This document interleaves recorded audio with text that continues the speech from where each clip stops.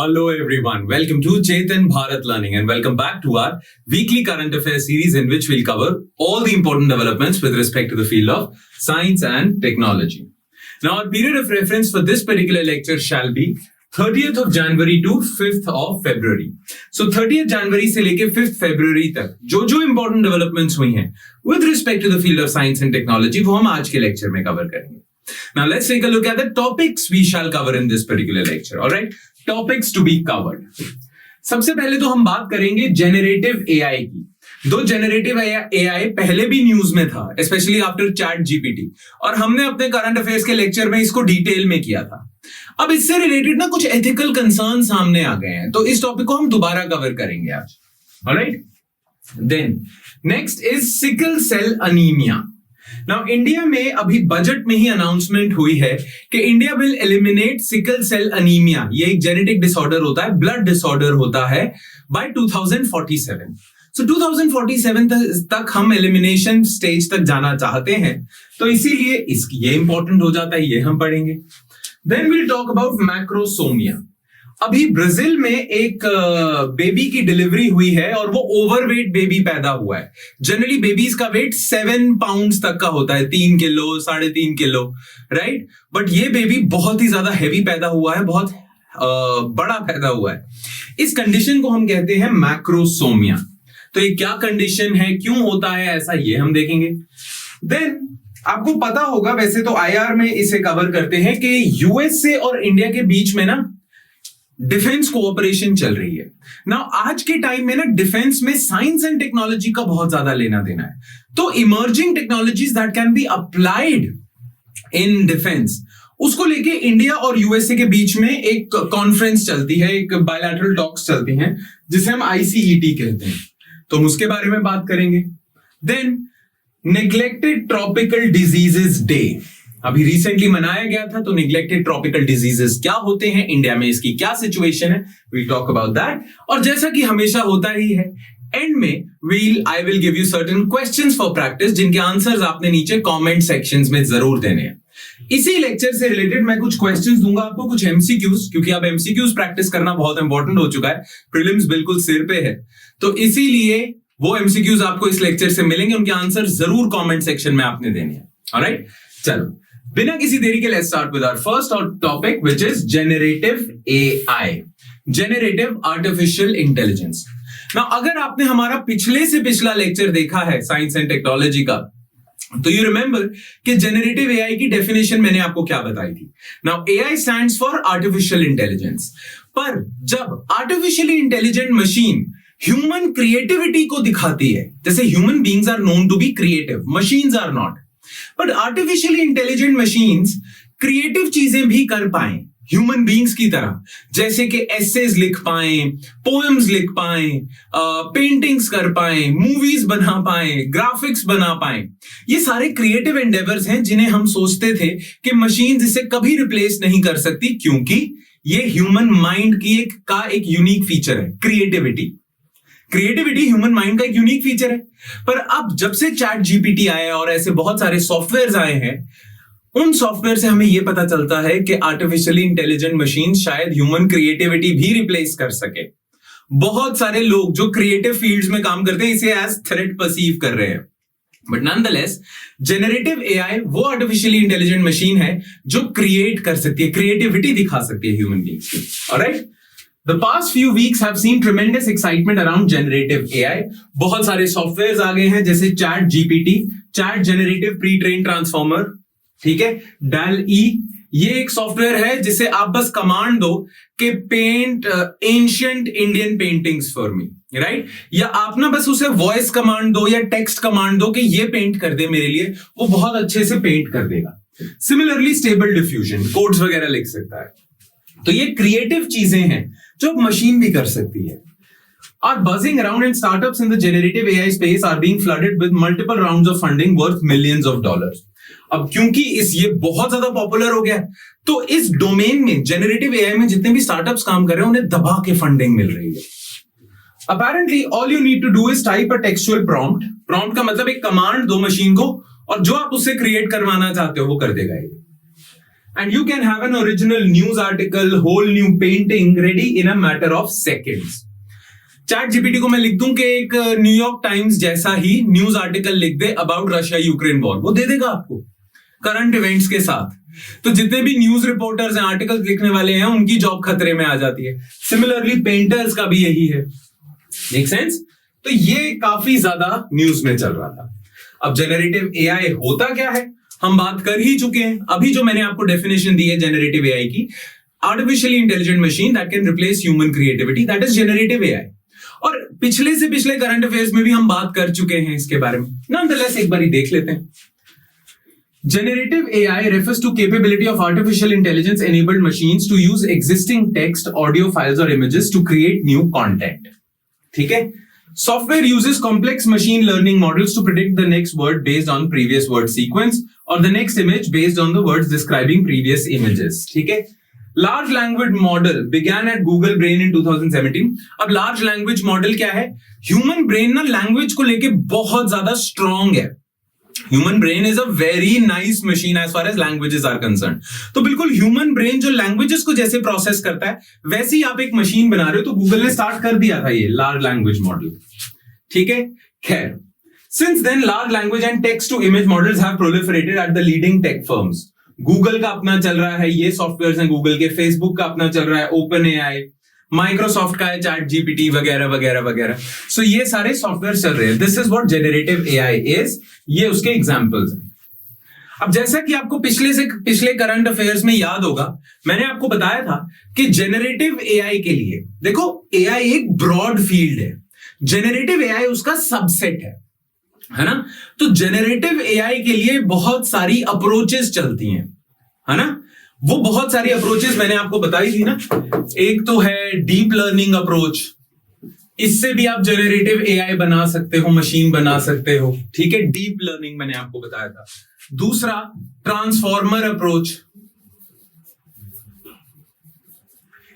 इसी transformer approach पे chat GPT based है, क्योंकि चैट जीपीटी का फुल फॉर्म क्या है? Generative pre train transformer. ठीक है, तो ये जो आर्टिफिशियली इंटेलिजेंट मशीन्स है ना, जेनरेटिव एआई की जो मशीन्स है, उनको प्रोग्राम करने के लिए 3 अप्रोचेस हैं। डीप लर्निंग अप्रोच है, ट्रांसफॉर्मर अप्रोच है जिसपे चैट जीपीटी है, और एक होता है जनरल एडवर्सरियल नेटवर्क, GAN। अब ये होती क्या है, डीप लर्निंग अप्रोच क्या है, ट्रांसफॉर्मर अप्रोच क्या है, इसमें जाने की जरूरत नहीं है। बस आपको ये याद रखना है कि जो जेनरेटिव एआई है उसको प्रोग्राम करने की ये 3 अप्रोचेस हैं, याद रखना बस। Deep learning, transformer, general adversarial network. हमने पिछले से पिछले करंट अफेयर्स में भी कवर किया था। ऑलराइट, नाउ अब जेनरेटिव एआई बहुत ज्यादा तेजी से बढ़ता जा रहा है, सारे सॉफ्टवेयर्स बहुत पॉपुलर होते जा रहे हैं और बहुत ज्यादा इंटरेस्ट भी आ गया है बहुत सारे वेंचर कैपिटल फंड्स का, जो फंडिंग प्रोवाइड करते हैं, है ना? नाउ ये इतने ज्यादा प्रोलिफरेट होते जा रहे हैं कि इनसे रिलेटेड एथिकल इश्यूज जो होंगे वो भी सामने आते जा रहे हैं। तो एथिकल इश्यूज क्या है इससे रिलेटेड? देखो, जो आपने मशीन बनाई है जो ह्यूमन क्रिएटिविटी को रिप्लेस कर रही है, नाउ ह्यूमंस जो होते हैं ना, सारे के सारे ह्यूमंस और ह्यूमन ब्रेन बायस्ड होता है एक पर्टिकुलर आइडियोलॉजी की तरफ, एक पर्टिकुलर कलर की तरफ। ये सारी चीजें होती है ह्यूमन ब्रेन में। अब अगर आप आर्टिफिशियली इंटेलिजेंट मशीन को ह्यूमन ब्रेन की तरह बना रहे हो, उसको क्रिएटिव एस्पेक्ट दे रहे हो, तो उसमें भी बायस और डिस्क्रिमिनेशन हो सकता है, राइट? मैंने किसी उसको बोल दिया, चैट जीपीटी को बोल दिया एक मेरे लिए जोक लिख के दे, इंडियन जोक, और उस इंडियन जोक में आपको पता चले कि किसी एक पर्टिकुलर कम्युनिटी की बेइज्जती करी हुई है, वैसा जोक बनाया हुआ है, तो बायस है ना अगेंस्ट पर्टिकुलर कम्युनिटी, है ना? रेसिस्ट जोक भी बना सकते हो आप, तो ये तो रहेगा। फिर चैट जीपीटी देखो ओरिजिनल क्रिएटिविटी यूज कर रहा है। अब मान लो चैट जीपीटी ओरिजिनल कोई बुरा सा भद्दा सा जोक लिख दे, राइट? उससे बहुत सारी कम्युनिटीज ऑफेंड हो जाए। अब आप दोषी किसको ठहराओगे? हेट स्पीच के क्राइम के लिए किसको गिरफ्तार करोगे? चैट जीपीटी को जेल में डाल दोगे। अकाउंटेबिलिटी कहां लाई करती है? अच्छा, जिसने चैट जीपीटी बनाया है उसने तो बस उसे प्रोग्राम कर दिया, उसके बाद जो वो कंटेंट दे रहा है चैट जीपीटी वो तो ओरिजिनल है। तो अकाउंटेबिलिटी और रिस्पॉन्सिबिलिटी किसकी है? प्लस ये जो चैट जीपीटी हो रहा है ना, ट्रेन जो हो रहा है, ये ओरिजिनल कंटेंट पता है कैसे दे पा रहा है चैट जीपीटी? क्योंकि हम सबका डेटा, हम सबका चैटिंग डेटा इसके पास है। उससे ये सीख सीख के ओरिजिनल चीजें लिख रहा है, राइट? तो प्राइवेसी का इशू है। देन ओनरशिप एंड कंट्रोल, ये बिल्कुल सिमिलर सा ही है ओनरशिप एंड कंट्रोल का। Fairness and transparency, AI models can make decisions that lack transparency and fairness. Fair हो सकता है कि ना फेयर हो, राइट? ह्यूमन ब्रेन को ही आपने रिप्लेस कर दिया ना। जॉब डिस्प्लेसमेंट हो सकती है, तो मैंने आपको पहले ही बता दिया कि जब क्रिएटिव चीजें भी मशीन कर लेगी तो बहुत सारे लोग, आर्टिकल्स लिखने वाले, जर्नलिस्ट, पेंटर्स, ये सारे जॉबलेस हो जाएंगे, ग्राफिक डिजाइनर्स। और हाँ, इतनी सुप्रीम लेवल की पावर आ चुकी है जेनरेटिव AI से, तो इसका मिसयूज भी हो सकता है। आपने सुना होगा डीप फेक, कि जैसे मैं अभी आपके सामने बात कर रहा हूं, कैमरा पे रिकॉर्ड हो रहा है, राइट? पर ऐसे ऐसे सॉफ्टवेयर एग्जिस्ट करते हैं जिसमें मेरे जैसी इमेज बना देंगे और मुझे बोलता हुआ दिखा देंगे, और मैं कुछ भी बकवास कर रहा हूं उसमें दिखा सकते हैं, और आपको लगेगा ही नहीं कि मैं नहीं बोल रहा। कंप्यूटर अपने आप मेरी इमेज बनाएगा, उस पर स्पीच डाल देगा, मैं आपको बोलता हुआ दिखूंगा पर मैं बोल नहीं रहा हूं, ऐसा कुछ डीप फेक कहते हैं। और ये इंटरनेट पे बहुत ज्यादा हो रहा है आजकल, डीप फेक। तो मिसयूज भी हो सकता है, राइट? तो ये प्रॉब्लम्स है बस। ऑलराइट, नाउ अभी तक गवर्नमेंट ऑफ इंडिया ने या इंडिया ने एआई की फील्ड में क्या क्या स्टेप्स उठाए हैं, खासकर जेनरेटिव एआई में। ये प्री के लिए इंपॉर्टेंट हो सकता है, मेंस के लिए तो ये इंपॉर्टेंट है, एथिकल इश्यूज। प्री के लिए ये इंपॉर्टेंट है, तो देख लेते हैं कौन सी स्कीम्स गवर्नमेंट ऑफ इंडिया ने चलाई है। The government has published the National Strategy for Artificial Intelligence with objective of developing an ecosystem for research and adoption of AI. तो हमने एक रिलीज करी है national strategy of AI.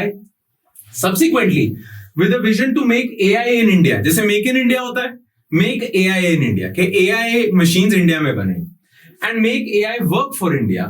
MeitY, Ministry of Electronics and Information Technology, has approved the implementation of National Program on Artificial Intelligence. तो national programme for artificial intelligence release करा है MeitY ने। ये याद रखना, इसका मेन एम क्या है? Make AI in India, make AI work for India, ताकि AI जो हम बनाए वो इंडिया की भलाई के लिए काम करे। साथ साथ इंक्लूसिव डेवलपमेंट भी हो, ताकि AI के जो बेनिफिट्स हैं वो पर्टिकुलर सेक्शन ऑफ सोसाइटी को ना मिले, सबको मिले। उसके लिए आपने बनाया है AI फॉर ऑल। तो ये MeitY की एक स्कीम है। Then Department of Science and Technology is implementing National Mission on Interdisciplinary Cyber Physical Systems. कि साइबर फिजिकल सिस्टम्स क्या है? Internet of things. ये भी AI पे चल सकते हैं, राइट? तो ये गवर्नमेंट की तरफ से या इंडिया के तरफ से AI की फील्ड में ये स्टेप्स हैं, ठीक है? ये स्कीम्स के नाम आपने याद रखने हैं बस। Make sense? चलो नेक्स्ट न्यूज आइटम पे अब हम आ जाते हैं, which is related to sickle cell anaemia. Now sickle cell anaemia होता क्या है? देखो, इस इमेज में भी आप देख सकते हो कि जो आपका ब्लड होता है ना, उसका रेड कलर पता है क्यों होता है? क्योंकि उसमें रेड ब्लड सेल्स होते हैं। और रेड ब्लड सेल्स का भी कलर रेड क्यों होता है? क्योंकि रेड ब्लड सेल्स में एक पिगमेंट होता है रेड कलर का, जिसे हम कहते हैं हीमोग्लोबिन। ये हीमोग्लोबिन वही पिगमेंट है जो ऑक्सीजन के साथ बाइंड कर जाता है। तो जैसे ही आप लंग्स में अपने ऑक्सीजन भरते हो, सांस अंदर भरते हो, आप ऑक्सीजन लेते हो, ब्लड वहां से पास कर रहा होता है और ऑक्सीजन आपके ब्लड में डिसॉल्व हो जाती है। फिर वही ब्लड ऑक्सीजन को जिसने पकड़ा हुआ है, डिसॉल्व करा हुआ है, वो आपके डिफरेंट बॉडी पार्ट्स में ऑक्सीजन को पहुंचा देता है। तो बेसिकली ब्लड का पता है क्या काम है? जितना भी ऑक्सीजन आप इनहेल कर रहे हो वो डिफरेंट बॉडी पार्ट्स तक पहुंचाना। वो कैसे पहुंचाता है? ब्लड में होता है हीमोग्लोबिन, और हीमोग्लोबिन बाइंड्स विद ऑक्सीजन। तो जहां जहां ब्लड जा रहा है वहां वहां ऑक्सीजन भी साथ में जा रहा है, ठीक है? ये काम करता है बेसिकली ब्लड आपका। ना ब्लड में जो हीमोग्लोबिन है, ये रेड ब्लड सेल्स हैं। देखो, रेड ब्लड सेल्स की ना एक पर्टिकुलर शेप होती है, double convex concave Oval shape होती है, ऐसे सर्कल शेप होती है और डबल कन्वेक्स होती है, कनकेव, ठीक है? ये आपके जनरली शेप होती है रेड ब्लड सेल्स की। पर अगर आपको सिकल सेल अनीमिया है तो आपकी ब्लड के जो रेड ब्लड सेल्स हैं उनकी शेप ऐसे गोल नहीं होगी, ऐसे होगी, देखना, बिल्कुल ऐसे लंबाई में। क्लियर? ये समझ आई बात? जनरली रेड ब्लड सेल्स की ऐसे शेप होती है, पर अगर सिकल सेल अनीमिया है तो आपके रेड ब्लड सेल्स की शेप ऐसे लंबाई में होगी, सिकल के जैसे होगी। जो काटने के लिए हम यूज करते हैं ना फसल को, सिकल की तरह आपकी शेप होगी रेड ब्लड सेल्स की। अगर आपके रेड ब्लड सेल्स की सिकल की तरह शेप होगी ना, तो इससे ना आपका ब्लड फ्लो बहुत रुक जाता है, क्योंकि ये जो सिकल शेप आरबीसीज होते हैं ये कहीं कहीं अटक जाते हैं, जिसकी वजह से ब्लड फ्लो रुक रुक के जाता है। बस ये याद रखना, अगर आपको सिकल सेल अनीमिया है तो आपका ब्लड रुक रुक के जाता है और ऑक्सीजन अच्छे से ट्रांसपोर्ट नहीं हो पाती डिफरेंट बॉडी पार्ट्स तक। ये प्रॉब्लम होती है सिकल सेल अनीमिया में। ऑलराइट, ये समझ आ गया। बस अब हम आगे के न्यूज आइटम देखते हैं क्या है। Recently, the government announced in the budget the centers plan to launch a mission to eliminate sickle cell anemia by 2047. The health ministry will now screen all tribals in the country below 40 years. हमारे country में ना sickle cell anaemia जो है ज्यादातर tribal population को है, इसीलिए जितने भी ट्राइबल्स हैं which are below 40 years of age, health ministry उन्हें चेक करेगी कि किसको सिकल सेल अनीमिया है किसको नहीं, and give them identity cards. जिसको सिकल सेल अनीमिया होगा उसको एक आईडी कार्ड मिल जाएगा कलर कोडेड। ठीक है, तो ज्यादातर ट्राइबल्स में ये प्रॉब्लम है। जितने भी 40 से कम उम्र के ट्राइबल्स हैं सबको स्क्रीनिंग होगी, चेक होगा किसको सिकल सेल अनीमिया है किसको नहीं। जिसको होगा उसे एक कलर कोडेड कार्ड मिल जाएगा, ठीक है, ताकि आइडेंटिफाई कर सके किस किस को है। ठीक है, इस प्रोजेक्ट का नाम रखा है उन्मुक्त प्रोजेक्ट ऑफ सेंट्रल गवर्नमेंट। तो बजट में अनाउंस हुआ है उन्मुक्त प्रोजेक्ट, जिसमें ट्राइबल्स की पॉपुलेशन को स्क्रीन किया जाएगा। The color-coded cards can be matched before marriage to understand the risk of sickle cell disease in the child born from the union. अच्छा, अगर दोनों पेरेंट्स को सिकल सेल अनीमिया होता है ना, तो बच्चे को भी होगा, राइट? तो अगर पेरेंट्स के पास ये कलर कोडेड कार्ड्स हैं, तो हेल्थ मिनिस्ट्री अपने आप समझ जाएगी कि बच्चे को भी सिकल सेल अनीमिया हो सकता है। तो ये इसका फायदे हैं। खैर, सिकल सेल डिजीज होता क्या है? वैसे तो मैंने आपको बता दिया कि मेजरली जो आपके रेड ब्लड सेल्स होते हैं उनकी शेप बिगड़ी हुई होती है, जिसकी वजह से ब्लड फ्लो रुक जाता है ना। और देख लेते हैं इसके बारे में। Sickle cell disease is a genetic condition. Genetic condition है, तभी पेरेंट से बच्चे में ट्रांसफर हो जाती है। That affects haemoglobin in red blood sales. और हीमोग्लोबिन किस लिए इंपॉर्टेंट है? एक तो ये आपके ब्लड को रेड कलर देता है, दूसरा ये ऑक्सीजन बाइंडिंग है, तो ऑक्सीजन की ट्रांसपोर्टेशन में भी जरूरी होता है। In sickle cell anaemia the red blood cells become rigid and sticky and are shaped like sickles और क्रेसेंट मून्स। वो जो चांद होता है ना आधा कटा हुआ, वैसे।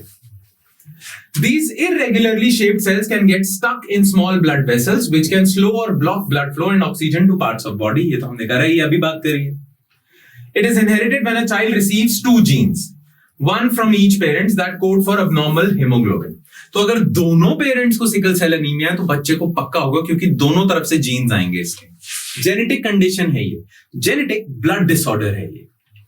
It can lead to problem such as anaemia. Anaemia मतलब हेमोग्लोबिन की कमी, debilitating acute and chronic pain, दर्द होगा आपको, इंफेक्शन जल्दी होगा, acute chest syndrome, chest pain बहुत ज्यादा होगा, स्ट्रोक आ सकता है, किडनीज फेल हो सकती है, रीनल फेलियर और among the problems it can lead to. तो ये बहुत खतरनाक डिजीज है, ये सारी प्रॉब्लम्स हो सकती हैं इससे। नाउ इंडिया में इसका प्रेवलेंस स्टेटस क्या है? इंडिया में कहां है?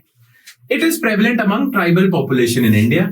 There are approximately 200 districts in the country where disease is prevalent. ठीक है, अब ये 200 डिस्ट्रिक्ट्स कहां हैं जहां ज्यादा ट्राइबल पॉपुलेशन है, जैसे कि महाराष्ट्र, मध्य प्रदेश, छत्तीसगढ़, गुजरात, राजस्थान, झारखंड, ओडिशा। क्योंकि ज्यादातर ये ट्राइबल्स में है, तो जहां जहां ट्राइबल्स है वहां वहां ये डिजीज मिलेगा। To tackle this problem among tribals, अच्छा सिर्फ हेल्थ मिनिस्ट्री ने ही इसके लिए इनिशिएटिव्स नहीं उठाए हुए, ट्राइबल मिनिस्ट्री ने भी कुछ इनिशिएटिव्स लॉन्च करे हैं सिकल सेल अनीमिया को लेके। जैसे establish national council on sickle cell disease and tribal health cell बनाया है। Development of sickle cell support corner, यहां पे ट्राइबल्स जाके अपना इलाज करा सकते हैं। For institution of a mechanism for creating a central repository of data, कि किस किस ट्राइबल को है। ठीक है, तो ये ट्राइबल मिनिस्ट्री की तरफ से इनिशिएटिव्स हैं। बाकी ये जो कलर कोडेड उन्मुक्त भारत प्रोजेक्ट है या उन्मुक्त प्रोजेक्ट है, ये हेल्थ मिनिस्ट्री की तरफ से, और इस प्रोजेक्ट की अनाउंसमेंट बजट में हुई है आपके। ठीक है, बस दैट्स इट। चलो अब हम दूसरा जेनेटिक तो नहीं पर दूसरा डिसऑर्डर के बारे में, हेल्थ प्रॉब्लम के बारे में बात करते हैं, मैक्रोसोमिया। ना मैक्रोसोमिया क्या है? देखो ये न्यूज में क्यों था basically. A mother in Brazil recently give birth to a 2 foot tall baby. इतना बड़ा बच्चा होता नहीं है, बच्चा छोटा सा ही पैदा होता है, आपके एक हाथ में आ सकता है। 2 foot tall baby weighing 7.3 kg. बच्चों का जनरली वेट होता है max to max 3.5 kg, healthy बच्चे का। 7 किलो का बच्चा पैदा हो गया। एंगरसन सैंटोस बच्चे का नाम है, was born via caesarean section, क्योंकि नॉर्मल डिलीवरी हो नहीं सकती थी, at hospital Padre Colombo in Parintins, Amazonas state. तो ये जो इवेंट हुआ है ना मैक्रोसोमिया का, ये ब्राजील में हुआ है, ठीक है। Angerson eclipse the heaviest baby girl on record who was 6.8 kg। तो आज तक एक हेवीएस्ट बेबी गर्ल का रिकॉर्ड था, 2016 में ये बच्ची पैदा हुई थी जिसका 6.8 kg वेट था। But neither comes close to the heaviest baby on record। पर आज तक सबसे हेवी बेबी जो बॉर्न हुआ है वो 1955 में हुआ था, जो 10 kg का था। तो ये तो बहुत हेवी बेबी हुआ था, उसके तो आसपास नहीं है। बट यस, उसके बाद जो हाईएस्ट रिकॉर्ड है वो एंगरसन ले गया, एंगरसन सैंटोस, ठीक है। नाउ ये देखो लिखा हुआ है, to put this in perspective, newborns typically weigh 3.3 kg and girls 3.2 kg। Males होते हैं वो 3.3 kg के होते हैं, गर्ल्स होती हैं 3.2 kg। इतनी, ये डबल वेट के साथ पैदा हुए हैं, डबल से भी ज्यादा। और ये जो 1955 वाले हैं तो 3 गुना ज्यादा वेट से पैदा हुए हैं ना। ये इतने हैवी बेबीज अगर पैदा होते हैं ना, इस कंडीशन को हम कहते हैं मैक्रो। मैक्रो मींस बिग, सोमिया। जब जरूरत से ज्यादा abnormally large baby डिलीवर होते हैं, right? What is macrosomia? The term used to describe these giant babies is macrosomia, Greek for large body. ठीक है, Greek language में। Any baby that weighs more than 4 kg, regardless of its gestational age, is said to have macrosomia. Gestational age का मतलब है कि uterus में कितना time रहा है फीटस, जेस्टेशनल एज। तो चाहे 9 महीने रहा हो, चाहे 10 महीने रहा हो, 8 महीने रहा हो, कोई भी बेबी अगर 4 kg से ज्यादा है तो हम कहते हैं उसको मैक्रोसोमिया है। Babies with macrosomia account for about 12% of births. तो 12% जितने भी बेबीज डिलीवर हो रहे हैं, 12% उनमें से मैक्रोसोमिया के साथ पैदा हो रहे हैं। Babies with macrosomia are more likely to encounter difficulties moving through birth canal because of their large size। तो लार्ज साइज होता है इसलिए इनकी नॉर्मल डिलीवरी नहीं होती, सिजेरियन, सी सेक्शन ही करना पड़ता है। Shoulder dystocia which may cause permanent harm to shoulders while the baby is stuck, it cannot breathe and the umbilical cord may be squeezed। Normal delivery में क्या problem हो जाती है, क्यों इनकी नॉर्मल डिलीवरी नहीं हो सकती, सी सेक्शन करना होता है? क्योंकि जब इनकी नॉर्मल डिलीवरी हो रही होगी तो इनके कंधे अटक सकते हैं बर्थ केनाल में, जिसे शोल्डर डिस्टोशिया कहते हैं, और डैमेज हो सकते हैं। और अम्बिलिकल कॉर्ड है जो जिसे काटते हैं बेबी की डिलीवरी पे, वो स्क्वीज हो सकती है, बच्चे की डेथ हो सकती है उससे। Mothers are also at increase risk of vaginal tears during delivery. Mothers की डेथ भी हो सकती है ऐसे बेबीज को अगर वो नॉर्मली डिलीवर करें, राइट? तो इसलिए प्रॉब्लमैटिक है। ये बच्चे सी सेक्शन से ही, सर्जरी से ही डिलीवर हो सकते हैं। अब मैक्रोसोमिया होता क्यों है, किन किन कारणों की वजह से मैक्रोसोमिया हो सकता है, वो हमें इंपॉर्टेंटली याद होने चाहिए। एक तो बॉडी वेट। अगर मदर ओबीस है, ज्यादा वेट की है, तो चांसेस बढ़ जाते हैं बच्चे के भी कि वो भी बहुत बड़ा पैदा हो। Obese mothers tend to have kids with macrosomia. Then gestational diabetes. अगर मदर जब प्रेग्नेंट है तब उसे डायबिटीज हो जाए, शुगर लेवल्स बढ़ जाएं, तो हो सकता है macrosomia. In mothers with gestational diabetes, high blood sugar that arises during pregnancy. इनको नॉर्मल टाइम्स में डायबिटीज नहीं होती मदर्स को, पर प्रेगनेंसी के टाइम डायबिटीज हो जाती है, हायर शुगर लेवल्स होते हैं। तो जब प्रेगनेंसी चल रही है, अगर आपके शुगर लेवल्स हाई है तो बच्चा ऐसा हो सकता है।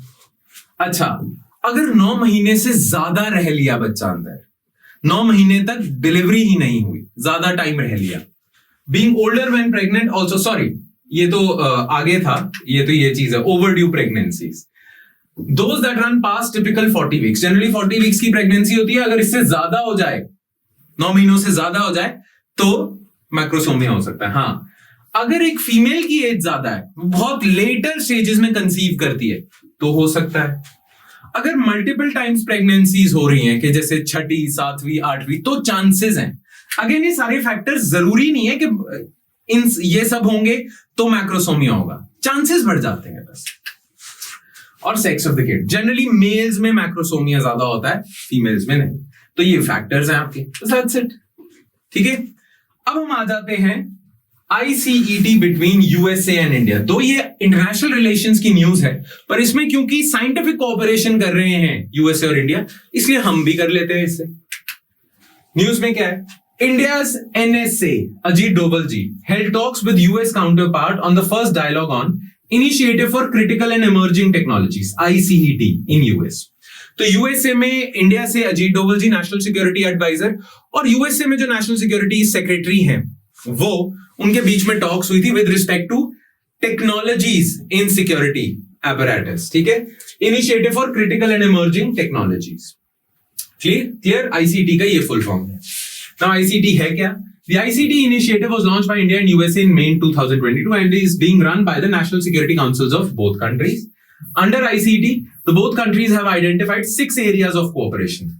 तो इस bilateral talks में NSAs के बीच में जो होती है 6 areas में इन्होंने डिसाइड करा है कि हम कोऑपरेट करेंगे, which would include co-development and co-production that would gradually be expanded to Quad, then to NATO, followed by Europe and rest of the world.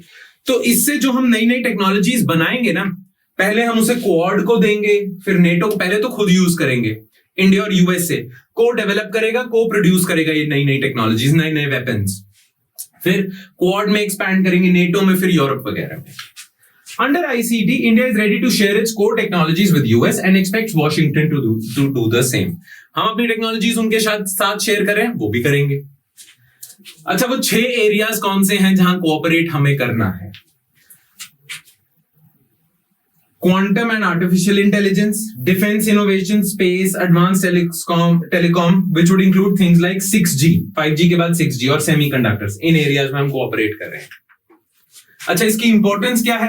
Again IR के पर्सपेक्टिव से इंपॉर्टेंट है ये, तो ये आप देख लेना, इसमें साइंस एंड टेक्नोलॉजी वाला कुछ नहीं है कि सिग्निफिकेंस क्या आईसीईटी की, दोनों कंट्रीज को क्या फायदा हो सकता है, खासकर इंडिया को क्या फायदा होगा इस कोऑपरेशन से, राइट? तो आप नोट्स में से पढ़ लेना, सिंपल से पॉइंट्स हैं।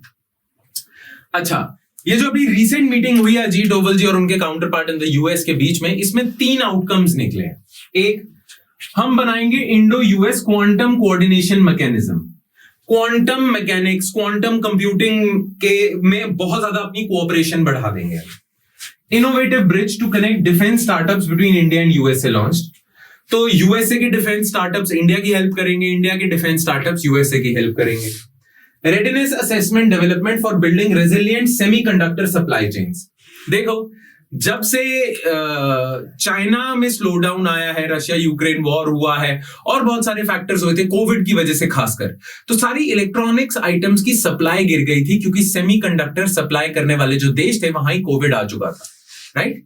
तो इसीलिए सारी कंट्रीज को पता लग गया कि देखो आने वाला टाइम तो इलेक्ट्रॉनिक्स का ही है। वैसे तो आने वाला क्या, अभी भी इलेक्ट्रॉनिक्स का टाइम चल रहा है, पर आने वाले टाइम में इलेक्ट्रॉनिक्स और ज्यादा यूज होंगे और उसके लिए हमें सेमीकंडक्टर्स चाहिए। तो इंडिया और यूएसए कोऑपरेट ऐसे करेंगे कि हमें सेमीकंडक्टर्स की सप्लाई कभी बंद ना हो, चाहे कहीं भी कोविड या कुछ भी आए। तो सेमीकंडक्टर सप्लाई चेन्स को लेके इनका एक अग्रीमेंट है, राइट? तो ये 3 इन्होंने कोऑपरेट करने के एरियाज फाइंड आउट करे इस रीसेंट मीटिंग। ऑलराइट, बस दैट्स इट। चलिए अब हम लास्ट न्यूज आइटम पे आ जाते हैं, which is neglected tropical diseases. नाम से ही पता चलता है ये वो डिजीजेस हैं जो ट्रॉपिकल हैं, जनरली ट्रॉपिक्स में होते हैं, वार्मर और वेट रीजन्स में होते हैं, और ये निग्लेक्टेड है। इनसे बहुत लोगों की जाने जाती हैं और अभी तक डिजीजेस कम नहीं हुए। इंडिया और अफ्रीका और एशिया में खासकर हैं ये। तो निग्लेक्टेड ट्रॉपिकल डिजीजेस को लेके वर्ल्ड हेल्थ ऑर्गेनाइजेशन ने एक रिपोर्ट निकाली है, इसीलिए ये न्यूज में है। तो ये देख लेते हैं।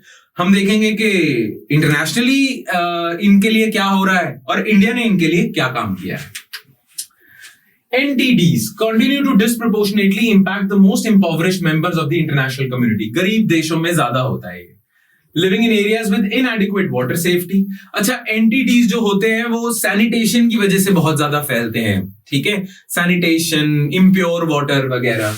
Sanitation access to health care said new World Health Organization report. अब WHO की क्या रिपोर्ट आई है? रिपोर्ट का नाम है global report on neglected tropical diseases 2023, ठीक है? और 30 जनवरी को सेलिब्रेट होता है वर्ल्ड NTD डे। तो इसी दिन WHO ने रिपोर्ट निकाल दी है, right?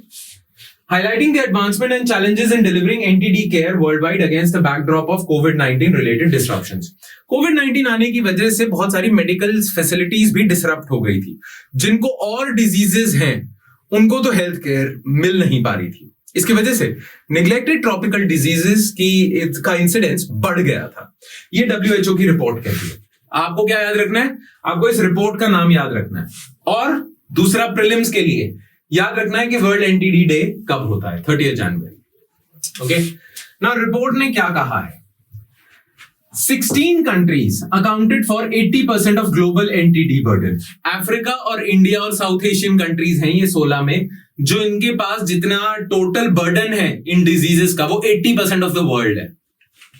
Globally, nearly 1.65 billion people were estimated to acquire treatment for at least one NTD.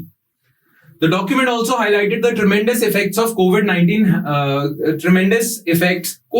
had on community-based initiatives, access to healthcare facilities and healthcare goods supply chain.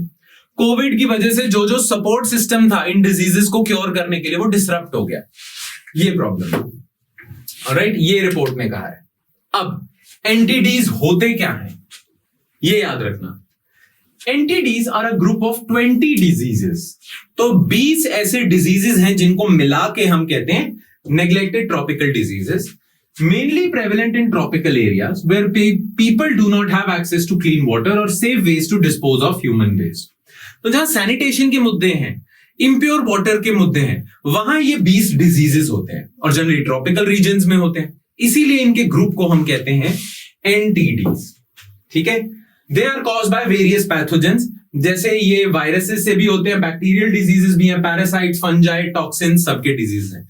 जैसे आपकी sheet पे मैंने ये picture save की हुई है, तो protozoa से ये नेग्लेक्टेड ट्रॉपिकल डिजीजेस होते हैं, वायरसेस से ये होता है डेंगू, चिकनगुनिया, रेबीज, हेलमिंथियासिस हो जाता है, हेलमिंथ पैरासाइट है, इससे ये डिजीजेस होते हैं, बैक्टीरिया से ये वाले ट्रॉपिकल डिजीजेस होते हैं। तो ये सारे 20 के 20 डिजीज मिला के बनाते हैं एनटीडीज। तो ये याद रखना है आपने, सारे डिजीजेस। एक तो डिजीज याद रखना है, ये 20 के 20 डिजीजेस याद रखने हैं, दूसरा किससे होते हैं। कि अगर आपको क्वेश्चन आ जाए कि dengue and chikungunya one of the tropical neglected tropical diseases are caused by, 4 option दे देंगे, प्रोटोजोआ, बैक्टीरिया, वायरस, हेलमिंथ। ठीक है, तो बस ये याद रखना है आपने। बाकी एनटीडीज क्या होते हैं, यही होते हैं। NTDs are most common among marginalized communities, वही कम्युनिटीज जो स्लम्स में रहती हैं। वहीं तो सैनिटेशन और प्योर वाटर के मुद्दे हैं। In the developing regions of Africa, Asia and Americas. ये अमेरिकाज यूएसए कनाडा नहीं है, ये अमेरिकाज है ब्राजील, अर्जेंटीना, इक्वाडोर वगैरह वगैरह, लैटिन अमेरिका। अच्छा, इसको लेके अभी तक एनटीडीज को लेके ग्लोबली क्या क्या इनिशिएटिव्स आ चुके हैं? WHO के इनिशिएटिव्स आ चुके हैं, लंदन डिक्लेरेशन आ चुकी है। ठीक है, इंडिया ने क्या क्या इनिशिएटिव्स लिए हैं? India carries the largest burden. दुनिया में सबसे ज्यादा एनटीडीज इंडिया में होते हैं। Largest burden of at least 11 of these diseases with parasitic illnesses like काला अजहर, lymphatic filariasis, ये helminthiasis से होता है, helminth से। WHO supported regional alliance was established by governments of India, Bangladesh and Nepal in 2005 काला अजहर के खिलाफ। India has already eliminated several other entities. India ने कुछ एंटिटीज एलिमिनेट कर दी हैं, जैसे कि गिनी वर्म, ट्रैकोमा एंड यॉज। ठीक है, तो आपको 3 चीजें याद रखनी है। एक तो कौन से डिजीज हैं और क्या उनके कॉजेटिव एजेंट है, दुनिया में क्या क्या इनिशिएटिव्स लिए जा चुके हैं, इंडिया ने क्या क्या इनिशिएटिव्स लिए, बस दैट्स इट।